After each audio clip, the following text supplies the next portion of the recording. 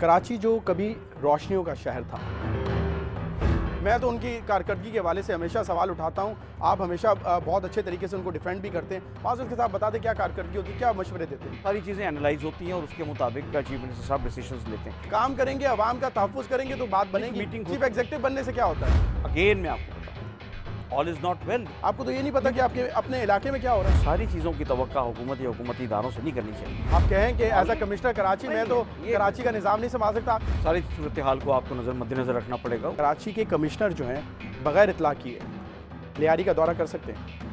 نہیں، مجھے کہانیاں نہیں سمجھ میں آتی سر. آپ مجھے اگر ٹو دا پوائنٹ سمجھائیں گے تو مجھے زیادہ ایزی رہے گا. آپ مجھے بتائیں کہ لینڈ مافیا کس وجہ سے زیادہ اسٹرانگ ہے؟ دیکھیے برائی ہوتی ہے، برائی کے خلاف کارروائی جاری رہنی چاہیے. ریٹیل شاپ کے حوالے سے ہمارے پاس تعداد معلوم نہیں ہے. ہم کتنی تعداد میں چھپوا رہے ہیں پرائس کنٹرول لسٹ، وہ بھی ہمیں معلوم نہیں ہے. اعداد و شمار میں پڑ گئے تو پھر ہم کام نہیں کر سکتے. صاحب یہ نہ کریں نا، دیکھیں آپ ہی کی رپورٹ کو میں کوٹ کر رہا ہوں، آپ اس کو ڈینائی کر رہے ہیں.